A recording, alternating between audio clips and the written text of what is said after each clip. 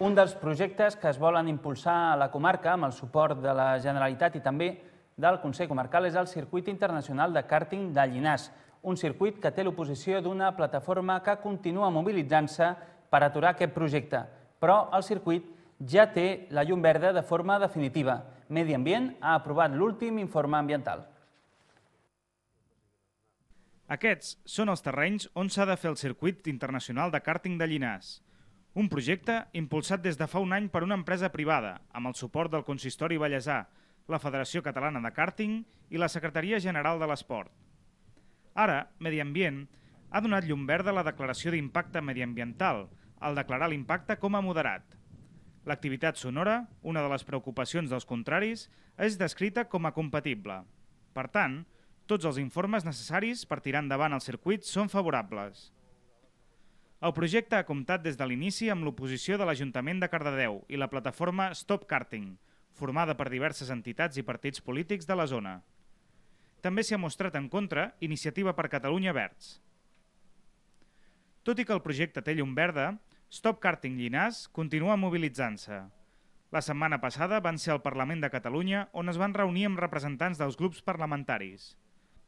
La plataforma està en contra de la subvenció de la Secretaria General de l'Esport per 1,8 milions i d'un préstec de l'Institut Català de Finances a la construcció del circuit.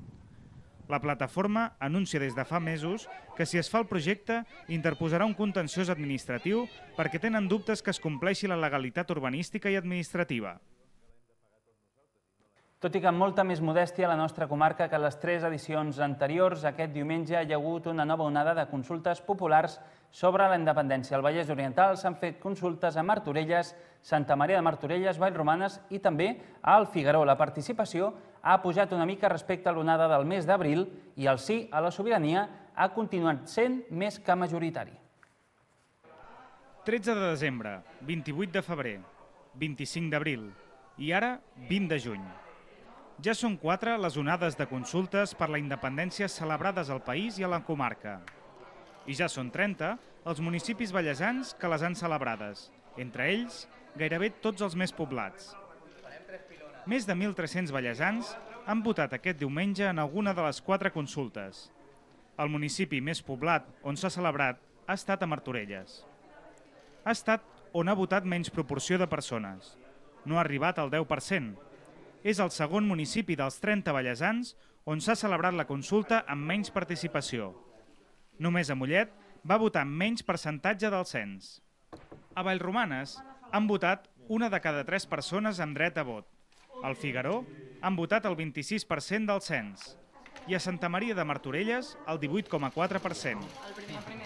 El sí a la independència ha tornat a resar al juny, apropant-se al 90% dels vots. Sent així, les dades de les consultes al Vallès Oriental donen un sí majoritari a la independència i una participació mitjana del 17,6%. En la primera onada va votar el 23,6% del cens a la comarca. Al febrer ho van fer el 21,5% i a l'abril el 15%. Les persones de més de 16 anys i estrangers empadronats que poden votar a les consultes, en general baixen els percentatges de participació, perquè van en menor proporció a votar. I obrim plana de cultura i societat perquè aquest dissabte el barri del Congost de Granollers ha estat escenari de la primera trobada multicultural i gastronòmica. Comerciants de la zona han encapçalat aquesta iniciativa amb 2 objectius. Per un costat, potenciar el comerç de proximitat i, per una altra banda, fomentar l'intercanvi i la convivència. Des del Pakistan fins a l'Equador, passant per Gàmbia, Senegal o el Marroc. La plaça de la Pau del barri del Congost de Granollers es va convertir per una tarda en el punt de degustació de menjars típics de cada país. Una trobada multicultural on hi havia representats 7 països i 3 comunitats de l'estat espanyol. Hem fet com begudes ginger i bissap, que són pura natural perquè el bissap són les fulles del hibiscus i llavors amb aigua i sucre. I el chagri és a base de mijo, de harina de mijo al vapor, que després hem pujat llet i azúcar, és dulce.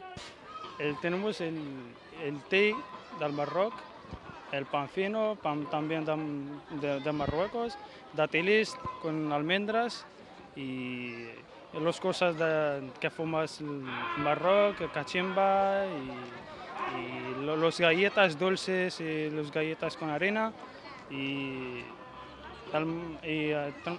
ara mateix toques con el meu grup.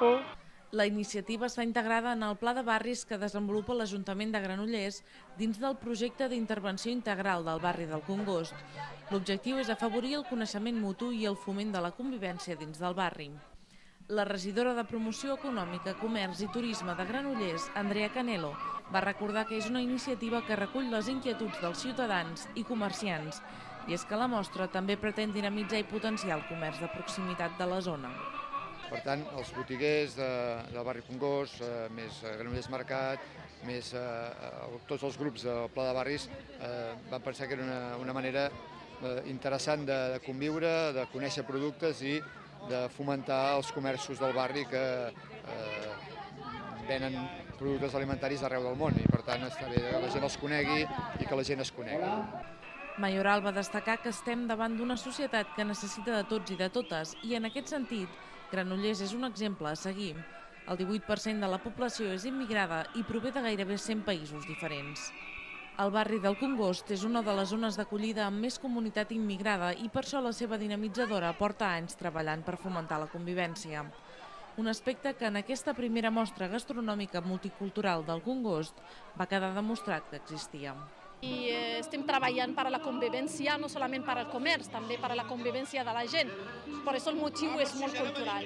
Entonces, en aquest barri hi ha d'àrabs africans del nord d'Àfrica, com del mig d'Àfrica, com d'Àsia, com d'Espanya. Entonces, el motiu és treballar per a la convivència comercial i per a dinamitzar aquest barri comercialment. Precisament, i degut a l'èxit i també a la necessitat d'engegar iniciatives d'aquesta mena, es vol mantenir la mostra i fer properes edicions. I mentre al barri del Congost es feia la primera trobada gastronòmica multicultural, volíem dir, a Montmeló la comunitat islàmica ha obert les portes de la mesquita per tercera vegada. És una activitat que ja s'ha consolidat i que té també com a objectiu afavorir la integració, la convivència i el coneixement entre comunitats. Des de les 6 de la tarda de dissabte, les portes de la mesquita de Montmeló van romandre obertes a tothom qui volgués acostar-se i conèixer de prop la comunitat islàmica de la vila. Personalitats de l'Ajuntament i altres persones van assistir a la jornada amb la voluntat d'acostar-se a una comunitat que ja supera el centenar de persones dins de Montmeló. Precisament l'objectiu de les portes obertes és obrir-se a la gent d'acollida i integrar-se en la societat com a part integrant de la població. Tenemos cursos de catalanes a las donas, tenemos cursos de castellano, tenemos cursos de lengua árabe para los nanos que han nacido aquí en Cataluña y después l'any que ve estamos pensando de hacer un curso de lengua árabe para la gent autòctons de Montmeló. Des de fa 4 anys, la comunitat islàmica està seguint aquesta estratègia d'obertura, no només a Montmeló, sinó a tot l'estat espanyol, i per això organitzen activitats que involucren també a la societat autòctona i no només a la islàmica.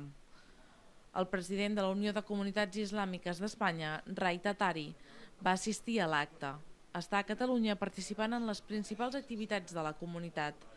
Tatari va explicar que el que pretén és donar a entendre que formen part d'aquesta societat i que volen integrar-se sanament.